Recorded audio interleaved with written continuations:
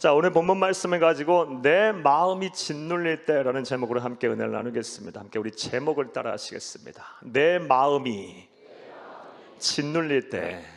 한 번 더 따라 하시겠습니다. 내 마음이 짓눌릴 때. 네, 고맙습니다. 원래대로 하면 주일 낮 예배에 로마서 강해를 해야 하는데 오늘은 좀 다른 주제의 말씀을 여러분에게 드리려고 합니다. 그 이유는 며칠 전부터 우리 성도님들을 위해서 기도하는데 성령 하나님께서 제 마음에 주시는 감동이 있으셨어요. 그 감동에 따라 오늘 그와 관련한 말씀을 여러분에게 드리려고 합니다. 큰 은혜의 시간 되기를 간절히 주의 이름으로 축복합니다. 사랑하는 여러분, 오늘날 우리 사회의 많은 분들이 이 마음의 평안을 잃어버리신 것 같습니다. 그래서 사는 것이 힘들고 괴롭고 고통스러우신 분들이 많이 늘어난 것 같습니다. 나아가 마음의 병, 생각의 병이 들으셔서 정신적인 치료를 받으시고 약을 드시는 분들이 많이 생겨난 것 같습니다. 사랑하는 여러분, 여러분들은 어떠십니까? 많은 분들이 그러실 거예요. 이것은 객관적인 수치와 지표로도 나타납니다. 얼마 전 국민건강관리공단에서 발표한 통계를 보니까요, 지난 5년 새에 우울증이 35.1%나 늘어났다고 합니다. 또 공황장애 환자가요 44.5%나 늘어났다고 합니다. 불안장애 증세를 가지신 분들은요 32.3%나 증가했다고 해요. 어마어마한 숫자로 늘어난 거예요. 다시 한번 여러분에게 한번 여쭤보겠어요. 여러분의 마음과 생각은 안녕하십니까? 평안하십니까? 건강하십니까? 우리 성도님들 대부분 많이 그렇지 않으실 거예요. 제가 잘 알고 있어요. 밤에 약 드시지 아니하시면 잠 못 주무시는 분들 많습니다. 마음에 큰 덩어리, 이 짐을 짊어지고 계신 분들 참 많습니다. 염려와 근심을 떨쳐버리지 못해서 사는 것이 참 힘들고 어려우신 분들 많습니다. 마음에 쉼이 없으신 분들 많이 계시라고 봅니다. 이것은 어른이든 아이든 할 것 없이 우리 많은 성도님들 가운데 그런 분들이 계심을 우리가 알고 있어요. 사랑하는 여러분, 오늘 말씀을 듣고 여러분 가운데 이 마음의 짐을 떨쳐버리고 또 마음의 짐을 떨쳐버리는 방법을 배움으로 이런 마음의 평안이 이르기를 간절히 주의 이름으로 축복합니다. 그런데 분명한 사실은 절대 진리인 성경을 보면 하나님께서는 우리에게 약속을 하셨어요. 예수 앞에 나오게 되면, 다른 말로 예수를 잘 믿으면 우리의 마음에 쉼을 주신다고 약속하셨습니다. 마음의 평안을 주신다고 약속하셨어요. 그 관련한 말씀을 보겠어요. 마태복음 11장 28절 함께 읽겠습니다. 수고하고 무거운 짐진 자들아 다 내게로 오라. 내가 너희를 쉬게 하리라. 수고하고 무거운 짐진 자들아, 마음의 평안이 없는 사람들아, 염려와 근심으로 마음에 큰 짐을 가지고 있는 사람들아, 다 내게로 오라. 마음의 병, 생각의 병이 들어서 사는 것이 힘들고 곤란하고 고통스러운 사람들아, 다 내게로 오라. 내가 너희를 쉬게 하겠다. 영혼의 안심, 마음의 평안을 주시겠다고 약속하신 말씀이에요. 자, 그렇다면 이 마음의 평안을 잃어버렸을 때 우리가 어떻게 예수를 믿어야, 어떻게 예수를 믿어야 다시 이 약속하신 대로 마음의 쉼을 얻을 수가 있을까요? 마음의 평안을 얻을 수가 있을까요? 어떻게 하면 다시 회복에 이를 수가 있을까요? 오늘 본문에서 그 답을 찾으며 은혜를 나누고자 합니다. 그런 의 시간 되기를 간절히 주의 이름으로 축복합니다. 사랑하는 여러분, 오늘 본문 말씀인 시편 61편은 다윗의 시입니다. 그런데 오늘 본문을 보게 되면 다윗의 마음의 상태와 정신 건강이 그리 좋아 보이지가 않습니다. 오늘 보면 2절을 함께 보겠습니다. 내 마음이 약해질 때에 땅끝에서부터 주께 부르짖으오니 나보다 높은 바위에 나를 인도하소서. 아멘. 2절 말씀에 보면 내 마음이 약해질 때에 땅끝에서부터 주께 부르짖는다라는 구절이 나와요. 그런데 이 구절이 한국어로 잘된 번역이라고 볼 수가 없어요. 왜냐하면 원어적 의미도 잘 못 살렸고 무엇보다 이 시인의 마음의 상태를 잘 표현하지 못한 것 같아요. 그래서 이런 것들을 고려해서 다시 번역을 해드리면 다음과 것 같아요. 내 마음이 약해졌다는 말보다는요, 내 마음이 짓눌릴 때라고 번역하는 것이 더 좋습니다. 마음이 약해진 것과 마음이 짓눌린 것은 달라요. 마음이 짓눌린 건 마음에 큰 상처가 있는 거예요.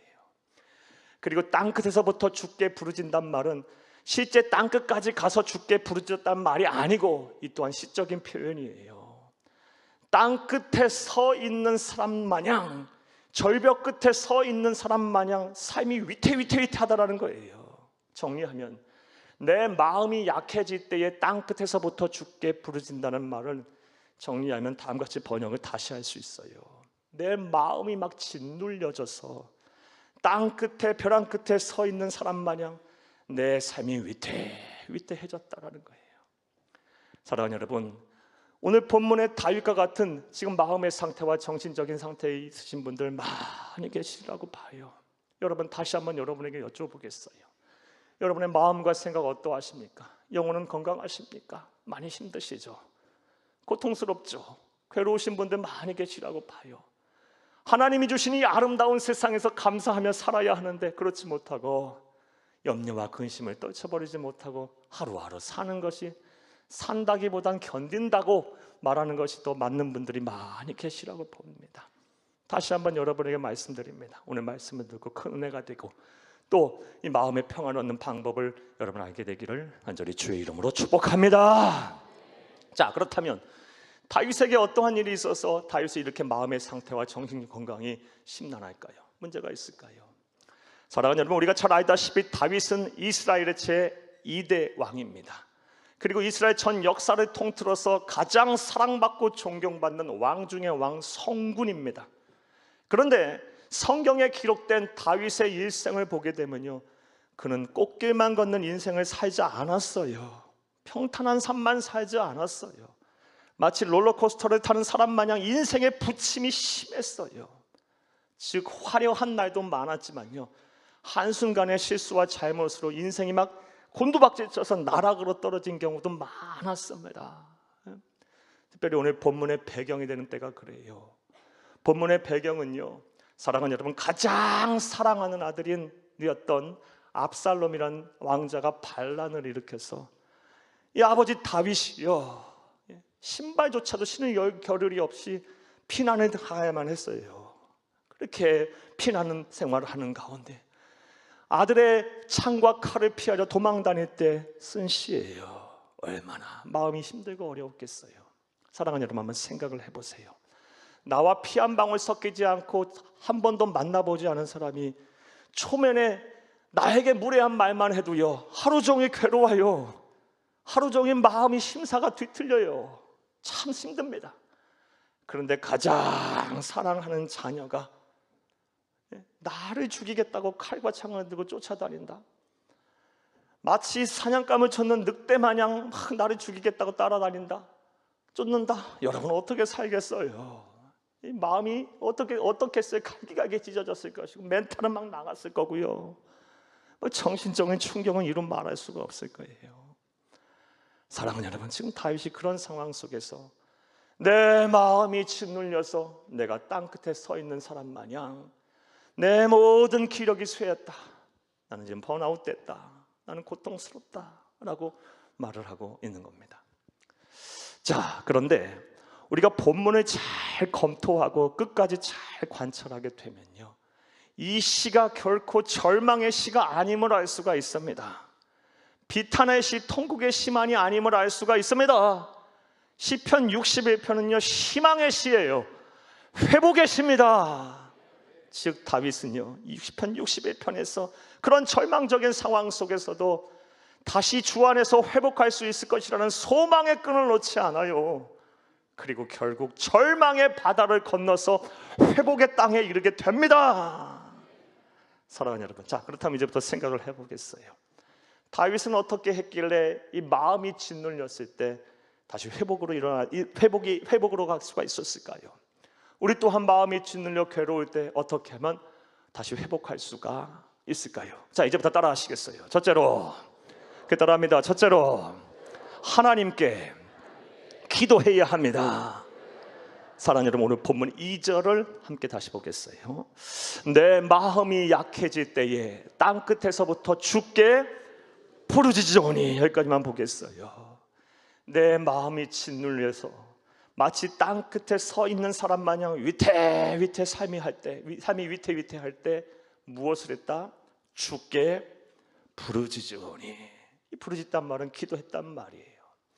다윗은 기도로 다시 일어난 사람입니다. 기도를 통해서 다시 회복에 이른 사람이에요. 따라서 성도는요, 마음이 짓눌리게 되면 뭐부터 해야 합니까? 기도부터 해야 하는 거예요. 내 마음과 생각을 설계하고 창조하신 창조주 하나님의 능력을 바라봐야 하는 거예요. 사람을 바라보지 말고, 사람을 의지하지 말고 하나님을 바라보면서 하나님께 기도해야 돼요. 내 마음을 좀 고쳐주세요. 내 마음을 좀 평안케 해주세요. 내 생각을 좀 지켜주세요. 하나님, 나 살아야 돼요. 힘들어요 하며 하나님 앞에 기도해야 돼요. 그럼 하나님께서, 다윗을 고치신 그 하나님께서 여러분의 마음도, 짓눌린 여러분의 마음도 회복해 주실 줄로 믿습니다. 자, 그런데 이 기도와 관련해서 우리가 주의해야 될 것이 있어요. 그냥 기도한다고 하나님 고쳐주시고 바로 회복시켜 주시는 거 아니에요. 기도도 잘 해야 합니다. 자, 그렇다면 오늘 본문의 다윗은 어떻게 기도했을까요? 먼저 울부짖으며 통곡하며 하나님 앞에 기도했어요. 사랑하는 여러분, 주께 부르짖었다라는 말은요, 조용히 읊조리면서 관상기도했다는 말 아니고요, 하나님의 선하심을 생각하며 묵상기도했다는 말이 아니고요, 마치 어린아이가 막 부모에게 원하는 것을 받기 위해서 떼를 쓰며 떼굴떼굴 구르면서 통곡하며 울부짖듯이 하나님 앞에 그렇게 기도했다라는 거예요. 사랑하는 여러분, 마음이 짓눌릴 때는요, 일단 내 안에 있는 이 응어리들을 토해내야 돼요. 누구에게? 하나님에게 토해내야 돼요. 하나님 앞에서 많이 우셔야 합니다. 하나님 앞에 울게 되면요, 이 마음이 시원해져요.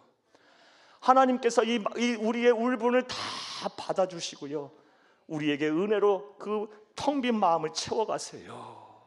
사랑하는 여러분, 마음이 짓눌려 계십니까? 울부짖으며 하나님 앞에 기도하세요. 물론 다시 말씀드리지만 묵상기도, 관상기도도 들으세요. 그러나 하나님은요, 이 울부짖는 성도의, 하나님의 자녀의 기도에 약하세요. 그리고 반드시 응답하십니다. 이건 약속의 말씀이기도 해요. 에레미야서 33장 3절을 함께 읽겠습니다. 너는 내게 부르짖으라. 내가 내게 응답하겠고 내가 알지 못하는 크고 은밀한 일을 내게 보이리라. 아멘. 에레미야서 33장 3절. 여러분, 화재가 나거나 위급한 상황이 되면 어디로 전화해요? 119. 그렇죠. 성도가요, 마음이 짓눌렸을 때는 뭘 떠올려요? 333. 에레미야서 33장 3절. 너는 내게 부르짖으라. 내가 내게 응답하겠고 내가 알지 못하는 크고 은밀한 일을 내게 보이리라. 333을 잊지 마세요. 부르짖어 기도하는 거예요. 부르짖어 기도하면요, 울며 통곡하며 기도하면 하나님께서 그걸 다 받아주세요. 이런 의미로 볼 때 교회에 나와서 기도하시는 것이 참 좋겠어요. 여러분, 가정에서 울며 불며 통곡하며 기도하면요, 온 아파트 온 동네가요 난리가 나요. 여러분, 예. 교회 24시간 기도실이 개방되어 있어요. 언제든 와서 기도하고 통곡하며 기도하세요. 벽을 치며 기도하셔도 되고 땅을 치며 기도하셔도 되고요, 기도실 안에서 떼굴떼굴 구르면서 기도하셔도 돼요. 누가 뭐라 할 사람 없어요. 오히려 하나님께서 기뻐하실 거예요. 저는 종종 심야에 혹은 새벽에 통곡하며 기도하시는 성도님들의 기도를 듣습니다. 그 기도를 들을 때마다요, 마음에 큰 감동이 와요. 예. 고요한 중에 성도가 막 마음이 아파서 주여 하고 외치며 기도하는데요, 얼마나 마음이 감동이 오고요, 막 온몸이 짜릿짜릿하며 그 성도를 위해 기도하게 돼요. 제가 이런데 하나님은 어떠실까요? 하나님 아버지는요, 그 성도의 그 울부짖는 탄원과 탄식의 기도, 비탄의 기도를 얼마나 귀하게 여기실까요? 얼마나 마음으로 받으실까요? 사랑하는 여러분, 마음이 짓눌렸을 때는요, 울며 불며 통곡하며 하나님 앞에 기도하시기를 간절히 주의 이름으로 축복합니다. 또 다윗은 어떻게 기도했을까요? 오늘 본문 말씀을 보게 되면요, 기도도 잘해야 하는데 겸손한 마음으로 기도합니다. 오늘 2절을 다시 한번 보겠습니다. 내 마음이 약해질 때에 땅끝에서부터 주께 부르짖으오니 나보다 높은 바위에 나를 인도하소서. 아멘. 시편은 시예요. 그래서 시적 표현이 많아요. 시편 61편 2절 말씀에 보면 하나님을 표현하고 있어요. 비유하고 있어요. 나보다 높은 바위라고 표현하고 있어요. 다윗은요. 사랑하는 여러분, 이 구절이 참 흥미로워요. 왜냐하면 다윗은 한 나라의 권력의 정점에 있는 절대 권력자예요. 그런 그도요, 하나님 앞에서는 그냥 머리를 조아리는 거예요. 나보다 높은 바위가 되시는 하나님이요, 나를 인도하소서. 다윗의 신앙의 위대함이 여기에 나와요. 겸손함이에요. 겸손한 마음으로 기도해야 하는 거예요. 그런데 생각을 해보면 우리의 기도가 하나님의 보좌에 상달이 되는 것과 그리고 그 상달이 된 기도가 다시 응답으로 내려오는데 방해가 되는 가장 큰 장애물이 바로 우리의 교만함임을 알 수가 있습니다. 즉, 교만한 사람은 기도 안 해요. 내 능력으로도 할 수 있다고 생각하는 사람이 무슨 기도를 하겠어요? 기도 안 하는 사람은 교만한 사람이에요. 또 사랑하는 여러분, 교만한 사람은 기도를 하더라도요, 절대로 마음과 생각을 다 쏟고 정성을 쏟아서 기도 안 해요. 왜? 아직도 나에게는 옵션이 있다고 생각하니까요.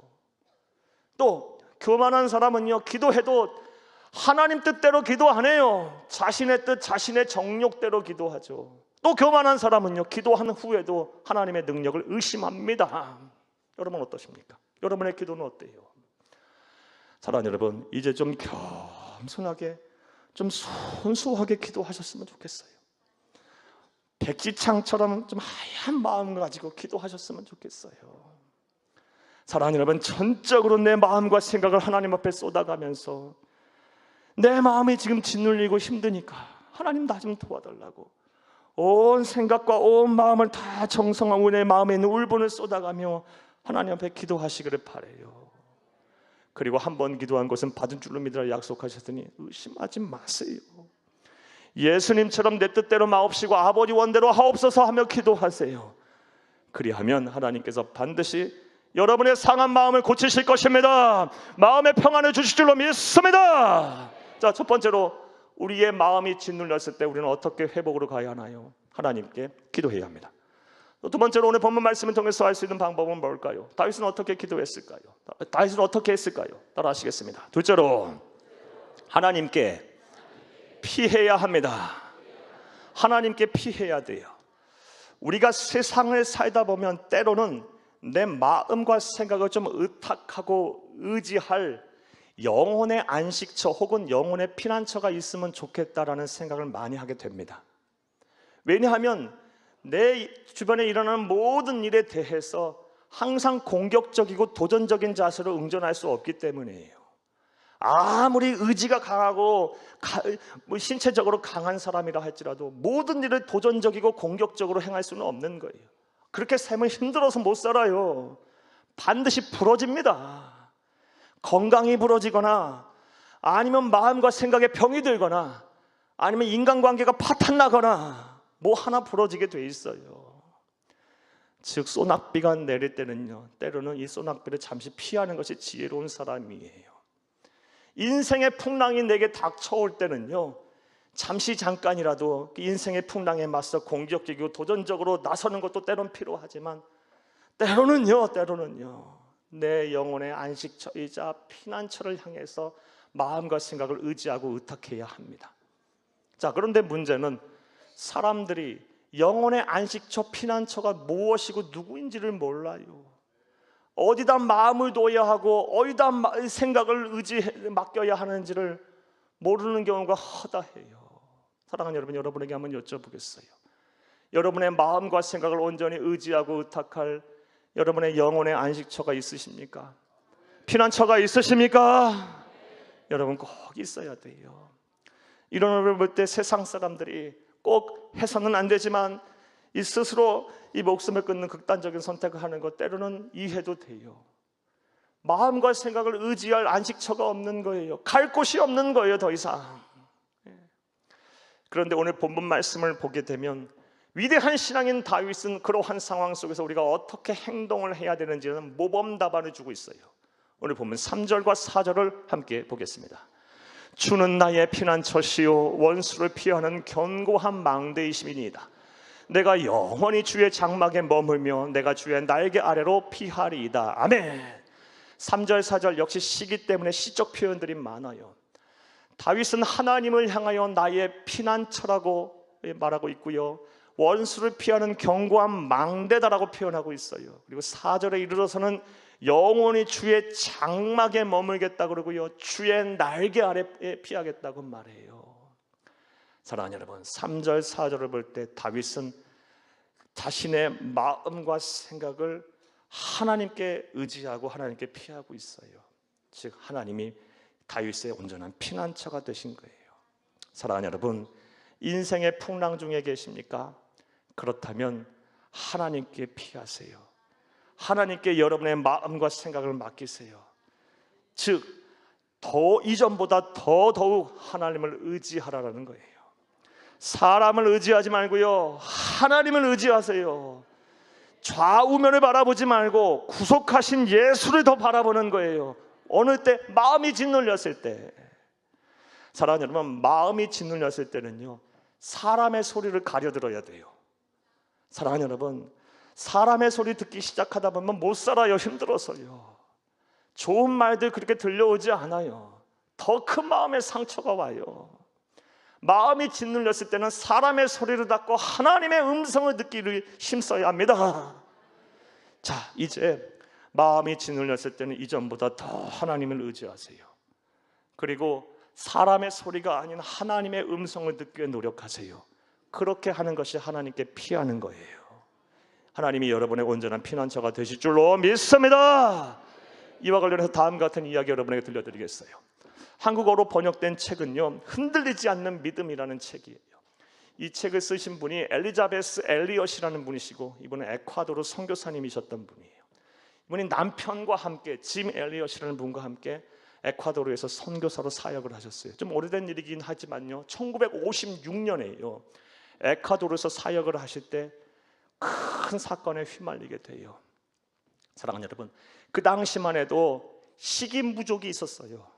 지상에서 유일하게 남아있던 식인 부족인 아우카 부족이라는 부족이 있었는데, 중남미에 살고 있었어요. 그 사람들이 에콰도르에서 사역을 하시는 이 엘리자베스 엘리엇의 남편 되시는 짐 엘리엇이라는 선교사님을 잡아먹어요. 여러분, 순교를 하세요. 그 일을 또 봅니다. 28살에 엘리자베스 엘리엇이라는 분이 봐요. 큰 충격에 빠졌어요. 사랑하는 여러분, 주의 나라와 주의 몸된 교회가 어려운 이웃을 위해 세계 선교 한국복음화 세계 선교를 위해서 선교사로서 사명을 감당했으면요, 복을 주셔야죠. 아니, 복 안 주셔도 마음은 편안케 하셔야죠. 근데 그녀에게 돌아온 것이 뭐예요? 남편의 죽음, 처참한 죽음을 보게 된 거고요, 정신적인 큰 충격에 빠지게 된 거고요, 가정은 풍비박산 나버렸어요. 자, 그런 상황 속에 여러분이라면 어떤 선택을 하시겠어요? 이렇게 마음이 완전히 막 무너져 버리고 멘탈이 그냥 완전히 엉망이 돼 버렸는데, 이런 상황 속에서 여러분이라면 어떤 선택을 하시겠습니까? 자, 그런데 하나님은 정말 놀라운 분이세요. 사랑 그 자체세요. 그러한 상황 속에서 이 엘리자베스 엘리엇이라는 이 선교사님을 지키시면서 두 가지 생각만 하게 하셨대요. 두 가지 생각. 그 생각이 무엇이냐? 내가 하나님을 더욱 의지하든지, 아니면 이제는 하나님을 외면하든지. 두 가지 생각만 계속하게 하나님이 하셨대요. 그분의 책을 보면 나와요. 내가 하나님을 더욱 의지할 것인가, 아니면 이제 하나님을 외면할 것인가. 그런데 그 두 가지 선택하는 가운데 무엇을 선택해야 할지 결정하는 거 그리 어렵지 않았답니다. 주저함 없이 더욱 하나님을 의지하기로 선택을 하셨대요. 자, 그러자 놀라운 일들이 이제 일어나요. 그녀의 이 다친 마음, 상한 마음, 상처 입은 영혼이 회복이 되기 시작하고요, 놀랍게도요, 에콰도르 가서 다시 선교사로 사역을 할 수 있게 하셨어요. 남편이 처참한 죽음을 당한 그 선교지에 다시 가서 복음을 전하는 사람이 됐어요. 그리고 그녀의 이런 흔들리지 않는 믿음을 통해서 이 복음에 대한 열정이 식어버린 수많은 사람들이 다시 감화 감동을 받고 다시 열정을 회복했고요, 무엇보다 삶의 의지가 꺾여버려서 극단적인 선택을 하려 했던 수많은 영혼들이요, 다시 삶의 소망을 불태우고 다시 살아나는 기적의 역사가 일어났습니다. 할렐루야! 사랑하는 여러분, 지금 인생의 풍랑의 한가운데 놓여 계십니까? 마음이 다치셨습니까? 짓눌려 계십니까? 그러면 하나님께 피하셔야 되는 거예요. 소낙비는 피해야 돼요. 이제는 하나님 앞에 피해야 될 때구나 하면서 이전보다 더 하나님을 의지하세요. 사람 소리 듣지 않으려고 노력하세요. 하나님의 음성 들으려고 노력을 하세요. 더 집중하셔야 돼요. 하나님께 피하시는 거예요. 그러면 반드시 여러분의 짓눌린 마음을 회복하여 주실 줄로 믿습니다. 믿습니다. 자, 또 오늘 본문 말씀을 통해서 알 수 있는 다윗은 어떻게 회복의 과정까지 이룰 수 있었을까요? 자, 따라하시겠습니다. 셋째로 서원해야 합니다. 오늘 본문을 보게 되면 다윗이 서원을 하기 시작해요. 5절에서 8절을 함께 보겠습니다. 주 하나님이여, 주께서 나의 서원을 들으시고 주의 이름을 경외하는 자가 얻을 기업을 내게 주셨나이다. 주께서 왕에게 장수하게 하사 그의 나이가 여러 대에 미치게 하시리이다. 7절 그가 영원히 하나님 앞에서 거주하리니 인자와 진리로 예비하사 그를 보호하소서.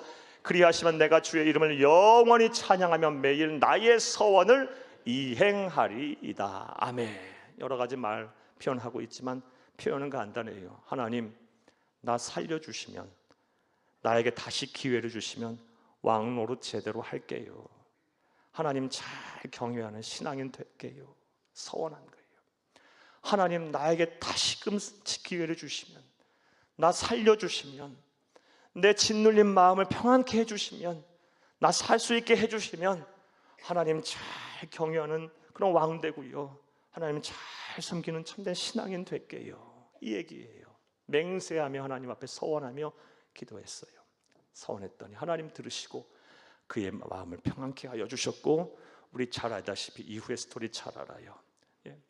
다윗은 하나님의 마음에 합한 자라 그랬어요. 내 종 다윗을 보니, 이새의 아들 내 종 다윗을 보니 내 마음에 합한 자다, 이런 칭찬 들은 자가 됐어요. 사랑하는 여러분, 따라서 우리도 세상 살다가 인생의 풍랑을 겪고 또 마음과 생각이 힘들어 마음이 짓눌렸을 때는 하나님 옆에 맹세도 하며 서원하면서 기도도 해야 해요. 그러면 반드시 여러분 고치실 거예요. 회복시켜 주실 거예요. 자, 그런데 이 서원하며 기도할 때는요, 주의해야 될 것이 있어요. 서원한 것은 반드시 갚아야 돼요. 왜냐하면 서원한 것을 갚지 않았을 때 오히려 그 죄를 하나님께 더 큰 죄로 보시기 때문입니다. 전도서 5장 6절을 함께 읽겠습니다. 내 입으로 내 육체가 범죄하게 하지 말라. 천사 앞에서 내가 서원한 것이 실수라고 말하지 말라. 어찌 하나님께서 네 목소리로 말미암아 진노하사 네 손으로 한 것을 멸하시게 하랴. 아멘. 실수라고 말하지 마라. 그때 실수였다고 말하지 마라. 네 목소리로 한 것을 반드시 준행하라, 이행하라. 아니면 반드시 네 손으로 한 건 멸해버리겠다, 말씀하셨어요. 서원했으면 갚아야 돼요. 자, 그런데 종종 이런 분들 계세요. 이런 성도님들 계세요. 서원했으면 갚아야 하는 것, 반드시 갚아야 한다는 것이 무서워서 서원 한번 못 해보시는 분들 많으세요. 여러분 어떠세요? 근데 이런 분들은 구덕이 무서워서 장 못 담그시는 분이에요. 여러분, 서원 기도는 무슨 기도예요? 서원 기도는 그 짱을 보는 기도예요. 더 이상 갈 곳이 없다고 하나님 앞에 서는 기도예요. 하나님이 내 문제 해결해 주지 아니하시면 나는 살 수가 없다. 이제 하나님만이 나의 정답이다. 하나님이 나만이 나를 도우실 뿐이다라는 그런 끝장을 보고 벼랑 끝에 선 하나님 앞에 선 기도예요. 그런 기도 하나님께서 어떻게 받아들이시겠어요? 끝장을 보려고 앞에 서 있는데, 맹세하며 서 있는데, 하나님 그 기도 받으세요. 비록 우리의 죄와 우리의 삶이 죄와 허물로 가득하다 할지라도 하나님의 백성이, 하나님의 자녀가 하나님 앞에서 서원하며 하나님 아니면 답이 없습니다라고 기도하는데 그 기도를 안 받으시겠냐고요. 서원 기도는 귀한 기도예요. 하나님께서 마음에 담아두시는 기도고 응답이 빠른 기도예요. 따라서 여러분, 도저히 답이 안 보이고 도저히 살아갈 힘도 없고 마음이 짓눌려 계시다면 서원하며 기도하세요. 하나님 앞에 맹세하며 기도하세요. 그리고 반드시 서원한 것 갚으세요. 그러면 되는 거예요. 자, 이런 시천을 통해서 여러분의 짓눌린 마음들이 다 평안하고 회복되기를 간절히 주의 이름으로 축복합니다. 말씀 맺겠습니다. 사랑하는 여러분, 여러분에게 다시 한번 여쭤보겠어요. 지금 인생의 풍랑 한가운데 계십니까? 사랑하는 여러분, 벼랑 끝까지 몰려있는 것 같은 느낌이 드십니까? 여러분의 마음이 짓눌려 계십니까? 그렇다면 이제 기도해야 할 때예요. 여러분, 울며 불며 통곡하며 하나님 앞에 외쳐가며 기도하세요. 부르짖어 기도하세요. 너는 내게 부르짖으라 내가 내게 응답하겠고 네가 알지 못하는 크고 은밀한 비밀을 내게 보이라 약속하셨어요. 사랑하는 여러분, 울며 불며 기도하세요. 통곡하며 기도하세요. 하나님 앞에 많이 우세요. 그래야 삽니다. 그리고 기도하실 때는 겸손한 마음으로 기도하세요. 말씀하시옵소서. 주의 종이 듣겠나이다. 주의 종이 듣겠나이다. 한 번 기도한 거 받은 줄로 믿으라 약속하셨으니, 말씀하셨으니 이 약속의 말씀 붙잡고요, 하나님의 때를 잠잠히 기다릴 줄도 아세요. 사랑하는 여러분, 또한 하나님께 피하셔야 돼요. 마음이 짓눌렸을 때는 사람 의지하지 말고 하나님 더욱 의지하시고요, 사람 소리 들으려고 하지 말고 하나님의 음성 듣기에 더 집중하세요. 무엇보다 서원도 하시면서 기도도 해보세요. 맹세하며 기도하세요. 서원한 거 반드시 갚으세요. 그리하면 하나님께서 다윗을 고치셨듯이 저와 여러분도 고치실 거예요. 우리의 마음이 천국이 되게 하실 것입니다. 이러한 은혜가 저와 여러분 가운데 가득하기를 간절히 주의 이름으로 축복합니다. 축복합니다. 축복합니다.